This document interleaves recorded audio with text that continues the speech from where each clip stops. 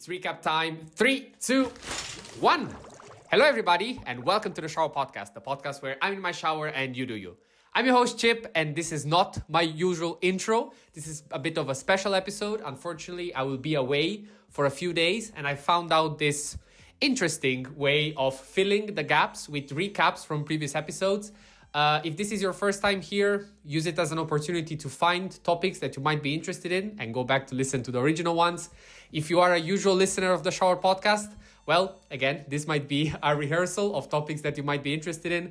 Otherwise, I understand if you want to wait for me to be back. But in the meanwhile, the podcast needs to continue and we need to reach day 365. Having said that, I will not keep you longer. Thank you very much for listening. As always, a like and a subscribe. They are always welcome. And now, recap time. All right, let's jump straight in then. Okay. So, our listener, Chip, you might know his show, Shower Podcast.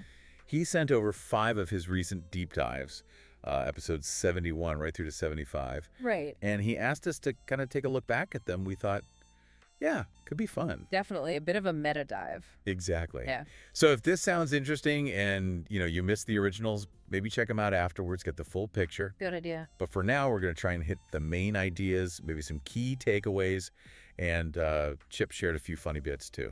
Always good. So starting with 71, taking some distance. Yeah, episode 71. This one, it's really about the importance of stepping back, when you feel frustrated or just stuck. Right.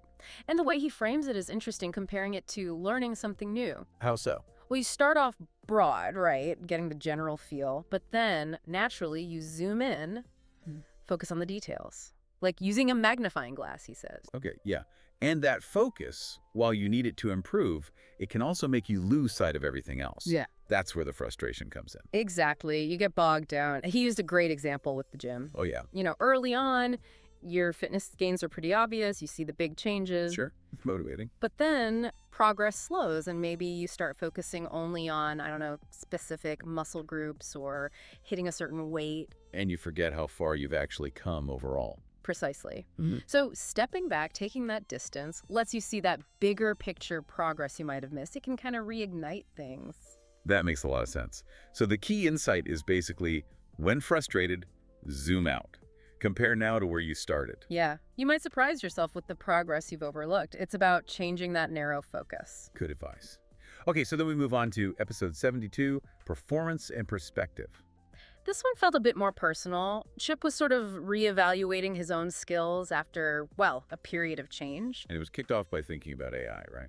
Yeah. A discussion about AI got him thinking. He talks about his background, engineering, computer science. Strong in math, he mentioned. But more intuitive, not just memorizing formulas. Right. And the shift he noticed was moving from those direct university technical problems, multiplying matrices, linear regression, that kind of AI stuff, to his current work, Right. which is maybe broader, more complex problems needing collaboration, adaptability, different skill set. And that led to this feeling like maybe his skills were declining. Yeah. Because the current tasks felt less, directly challenging in that old way. Kind of. Questioning his past abilities. It's easy to fall into that trap, I think. Different doesn't always mean less challenging, just different. But then something shifted his perspective again. Yeah, interestingly, he took some kind of certification, and it was harder than he thought, like an 85% pass rate, he said. And passing that actually boosted his confidence. Okay. And that sort of spurred him on. He started looking into AI again, inspired by that Friends chat and some videos. He mentioned 3 Blue, 1 Brown. Oh, yeah, great channel. Looking into large language models. Transformers architecture terms he hadn't really dug deep into before. Right. And then came the aha moment. He actually understood the core ideas, the foundations, much better than he had expected. So despite feeling like he'd maybe lost something? He realized he hadn't. It challenged that negative self-talk. It's a good reminder, value the knowledge you've built up. It's still there. You can often re-engage with old stuff quicker than you think. Definitely. The foundation is there. He had a funny aside too, didn't he? About AI getting so advanced. Oh, yeah. Imagining being useless, helping his future kids with homework because AI would just do it all. It's a funny thought, but it touches on that feeling of things changing so fast. It does. And his main takeaway is really actionable. If you have negative thoughts about your abilities, don't just sit with them. Take some action. Test them out. Validate or disprove them. Good point. Okay. Episode 73, it's part of the process. Right. This one shifts gears again. Back to the struggle, the frustration of learning new things. Tennis is the main example here. And the context is important. He recorded this feeling pretty drained after some intense tennis training. Yeah, physically and mentally tired. That definitely colors things. And the specific frustration was new racket strings. Yeah, apparently they were much more responsive, which sounds good, but it meant lots of his shots were just flying out. Ah, okay. So it messed up his control, and that impacted his mood. Totally. It's that classic gap between what you want to do and what actually happens when you're learning or adjusting. It's a really good contrast with the previous episode, isn't it? Where he was feeling good, revisiting old strengths. This is the flip side. The grind of building something new. He talks about having moments of focus, hitting a great shot, and then immediately making a mistake, amplified by the training intensity. And that internal conflict. His gut feeling like, ugh, I'm terrible at this, versus his brain knowing the theory, like what his coach told him, move forward while hitting. But there's a lack of trust, maybe. Hesitation. Seems like it. Which leads to more mistakes. He uses the serve as a specific example, knowing he can hit strong serves when he focuses on movement. But then inconsistency creeps in. It becomes this frustrating loop. Yeah, that feeling is really familiar, I think, for anyone learning a physical skill. Or any complex skill, really. He even brought up wishing he'd learned piano younger, recognizing how much time and just sheer repetition mastery takes. Yeah, it's not instant. Which is the core message, really. Struggle, failure, repetition. They aren't just annoying side effects. They are fundamental to the process. You have to go through it. So accept the struggle. Pretty much. And his advice is actually to lean into it. Do things you aren't good at. Get comfortable with feeling uncomfortable, basically. Build that resilience. And physical stuff like tennis adds that body-mind connection, which can be powerful. Definitely. Okay, next. Episode 74. So you had a bad day, huh? Ah, yeah, this one was relatable. It's about how easily we label minor stuff as a bad day, and again, the importance of perspective. He starts it off quite lighthearted, mentally singing about having a bad day because, as he admits, he's not a great singer. Huh? Right.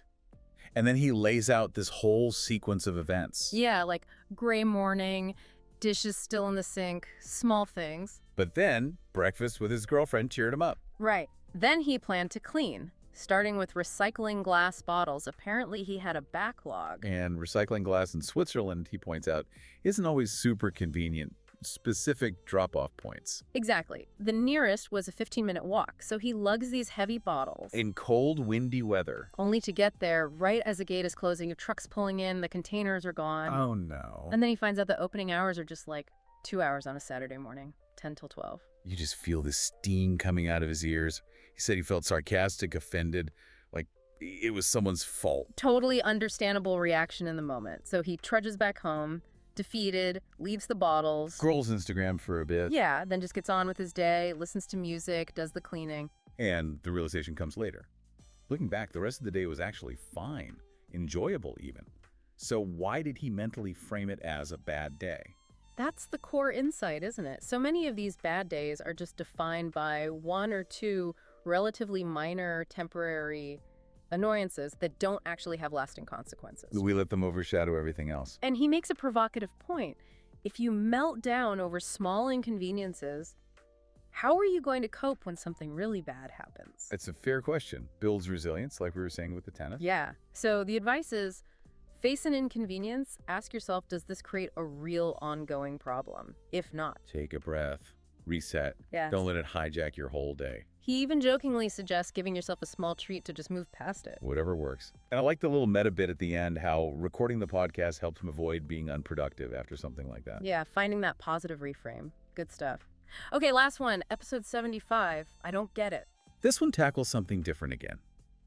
Difficulty understanding perspectives or behaviors that just seem illogical, particularly around personal finance, but also broader things. Yeah, the trigger was learning about the average American monthly savings rate, which he found shockingly low, like below 5%, specifically 4%. And his initial reaction was just disbelief, questioning the logic of saving such a tiny amount. He acknowledges the basics, housing, food, insurance, unavoidable costs, and they're rising. Sure. But the tricky part, as he calls it, is how people allocate what's left over. He struggles to comprehend how someone could be okay with just a 4% savings rate, ignoring things like emergency funds. That highlights that fundamental difference in priorities, maybe. Or just how people approach financial planning, or lack thereof. Exactly. And he broadens it out. He finds it hard sometimes to connect with people when their fundamental approach to life seems to lack a clear rationale. As opposed to interactions based on, like, shared good practices or logical ideas. Right. He gets frustrated by explanations that boil down to just because. It suggests a lack of thoughtful decision-making, maybe.